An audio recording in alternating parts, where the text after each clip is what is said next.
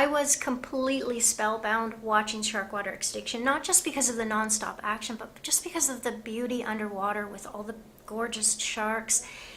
It really made me love them more. What was the most exciting moment for you during filming? The most exciting moment was to meet Rob for the very first time and feel his energy and power of putting all this beautiful team together to make something really powerful happen as this film. And of course working with them, trying to share knowledge and trying to think crazy ideas of how to not only save sharks but other species. So it was the energy I could feel around that was super, super beautiful. You had some harrowing moments in this movie. Like, it's a very exciting film to watch. What was the scariest part or most exciting part that you experienced while filming with Rob? Well, scary was on that moment that we realized that we were sleeping in a place that we were not supposed to be. You know, a hotel that it was owned by a same person that it was owning an exporter fin company, a trader in the shark fin trade. That was sort of like, it was difficult to understand. It was like, I don't know if to laugh or to cry or if we need to run, or because it's crazy. I mean, you are really remote, you know, not with, you know, guards or someone that are keeping our asses safe by ourselves, and then we needed to take decisions really fast and understand what was next to be safe. So we needed to go out there, change the car, go to another hotel, but thinking, okay, they had our passports, they knew who we are. We were entering in and out for a lot of days with cameras and gear, and it was not easy, but on the same time, like, we motivated each other to keep on and say, it's gonna be fine. I mean, karma exists and we are doing this for, you know, the good of our planet, so it's gonna be amazing and we need to keep on working. How much time did you spend with Rob during filming?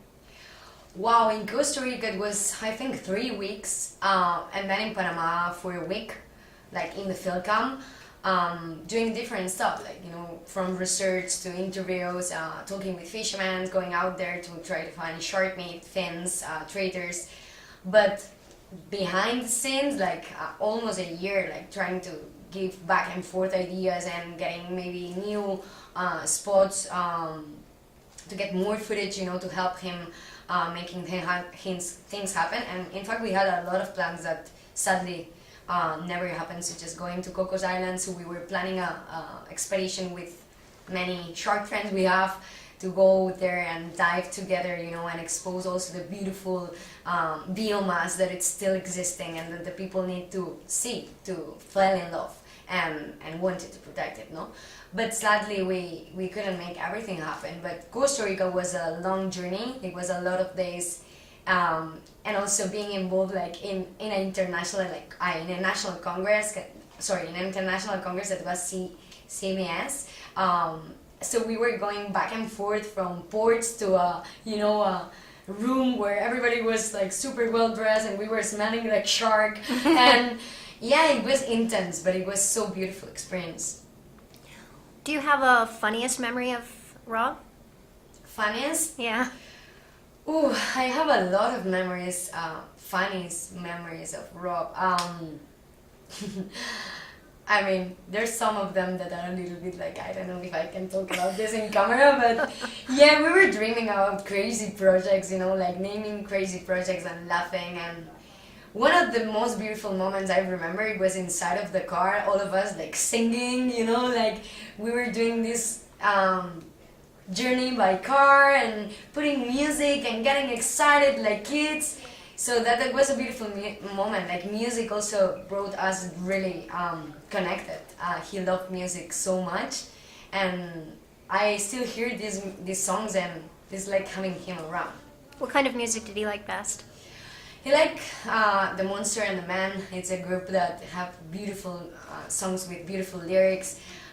He had a lot like house music, you know, a little bit like retro house music. I mean, he had different tastes. It depended on his mood. He also liked classic in some moments, you know. So we were just like mixing our list, you know, Spotify list here, there, and also like exchanging music, which was super beautiful. In fact, I showed him one group that was called Oh Wonder, or is called Oh Wonder, and he loved it, and he was like, oh, we need to contact them and put them on the film. Oh. So that was very nice. What message do you hope people will take away after seeing Sharkwater Extinction? I hope that the people will understand that we need to act right now, that we don't have more time. It's already a story that we have been heard for a while. It changed, it evolved, and it's happening. It's still happening. So something was not working.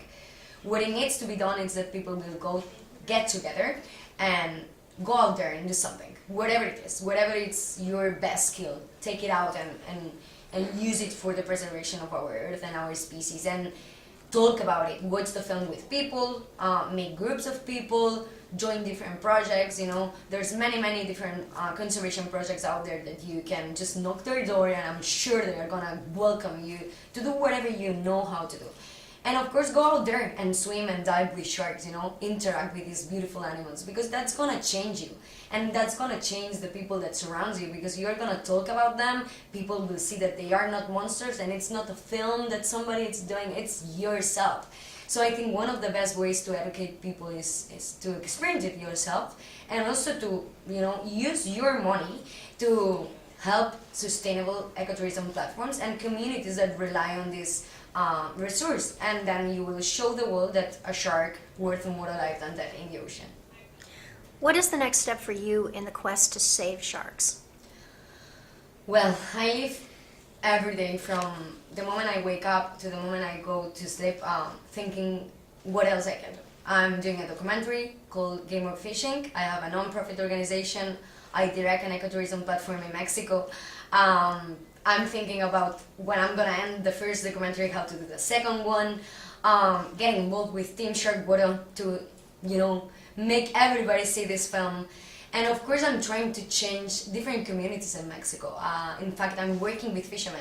I go out with them to fish, and we are releasing juvenile sharks. So I pay them, or we pay them as an organization, the cost of the shark, and if the shark's still alive, we release it.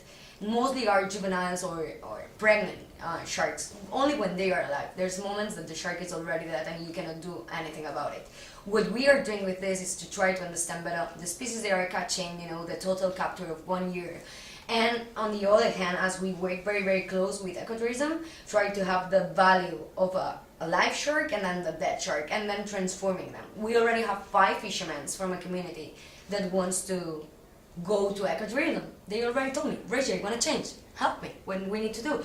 Of course, it's not going to happen in 1 day, in 1 week, in 1 month, maybe not in 1 year. They need to, to learn English. We need to clean the communities. The communities are like gypsy camps, shark camps, where we cannot just bring now tourism. We need to do different cleanups. We already did some, and we need to teach them English and being capable of handling an ecotourism platform, bringing people there. That means marketing, understanding which target of people can arrive there, divers, not divers, free divers. So it's gonna be a long process, but that's my dream. I wanna put seeds in different spots in the earth and seeing how it's happening.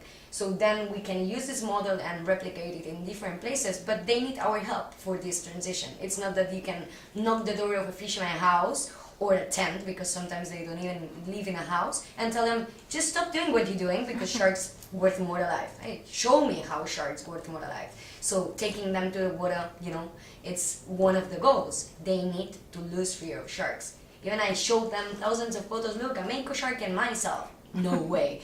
Silky sharks and myself. Great whites and myself. And they are like, dude, are you using I don't know, this is a live photo, no? Or this is a fake photo. No, it's true.